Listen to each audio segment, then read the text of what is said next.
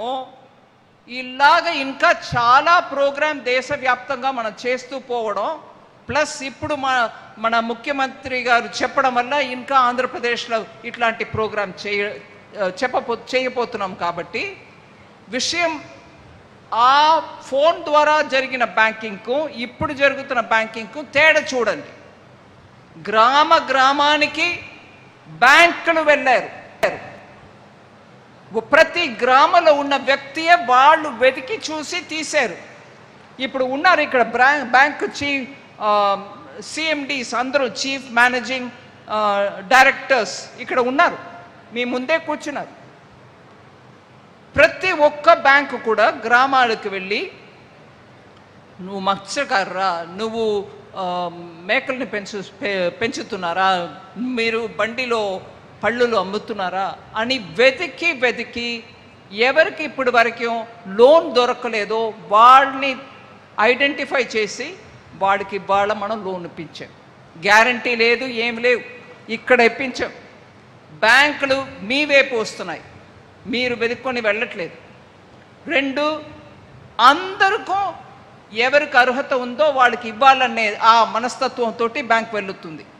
ఢిల్లీ నుంచి ఫోన్ వచ్చి పల్నాకి ఇవ్వు వద్దని చెప్పడం లేదు. గ్రామంలో ఉండి అర్హత ఉంటే వాడికి ఇప్పించమంటున్నాం. ఎవరిని వదలవద్దు, ఎవరికి కావాలో వాళ్ళకి ఇవ్వండి. ఇవాళ ఒక నర్సరావుపేటలో 3,000 కోట్ల రూపాయలు డిస్ట్రిబ్యూషన్ అయిందంటే సామాన్యమైన విషయం కాదు అది. బ్యాంకులు తన అప్రోచ్ని మార్చుకున్నారు. జనం కూడా ఇవాళ వాళ్ళ బిజినెస్ చేసి వాళ్ళు బాగుపడాలని కోరుకుంటున్నారు. నర్సరావుపేట దానికి ఒక మంచి ఉదాహరణ. అందువల్ల ఇక్కడ వచ్చిన ప్రతి ఒక్కరికి, మీ అందరికీ నా తరపులో మోదీ గారికి నేను ధన్యవాదాలు చెప్తూ ఉండగా మీ అందరికీ కూడా ధన్యవాదాలు చెప్తున్నా.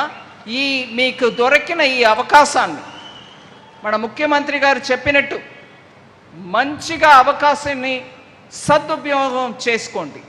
ఈ బిజినెస్ని వృద్ధి చేసుకోవడానికి, ముందు తీసుకెళ్ళడానికి మీరు ఎంత ప్రయత్నం చేయాలో చేసి ఇంకా బ్యాంక్ మీకు అండదండగా ఉంటాయనే మాట నేను చెప్పి, మన భారతదేశం 2047 సంవత్సరం వచ్చినప్పటికీ మంచి డెవలప్డ్ దేశంగా ఉండాలి అనే వికసిత్ భారత్ అనే ప్రధానమంత్రి మోదీ గారు ఒక మన ముందు ఆదర్శం పెట్టారు. ఆ ఆదర్శాన్ని మనం అందుకోవాలంటే మన అందరికీ బ్యాంక్ సదుపాయం చెయ్యాలి, అండదండగా ఉండాలి అనేది మనం అందరం అర్థం చేసుకుని బ్యాంకుల్ని కూడా మన సదుపయోగం చేసుకోవాలి. ఇంకా ఎక్కువ మీ సమయం తీసుకోకుండా ఇవాళ మా అందరికీ ఈ ఆపర్చునిటీ ఇచ్చి బ్యాంకులు మీ సేవ కొరకు మీ వద్ద వచ్చారు.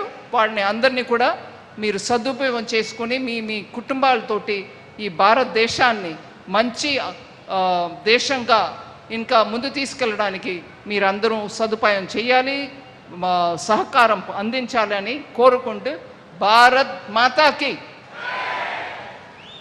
పల్నాడు అంటే నేను భయపడతానని అనుకున్నా, పల్నాడు అంటే బలం ఉంటుంది అని అనుకున్నా, పల్నాడు అంటే ఢిల్లీ వరకు నిలబడాలని అనుకున్నా. భారత్ మాతాకి. పల్నాడు బలం చూపించండి. భారత్ మాతాకి. Thank you madam, thank you very much. మరోసారి అందరిలో ఉత్సాహాన్ని నింపారు. తమ అమూల్యమైన సమయాన్ని కేటాయించి ఈ కార్యక్రమానికి విచ్చేశారు. ముఖ్యమంత్రి గారి చేతుల మీదుగా శ్రీమతి నిర్మలా సీతారామన్ గారికి సత్కారం. ఒక ప్రత్యేకమైనటువంటి జ్ఞాపిక. పల్నాడుకి గర్వకారణం, ప్రపంచానికే ఆంధ్రప్రదేశ్ శిల్ప వైభవాన్ని చాటి చెప్పిన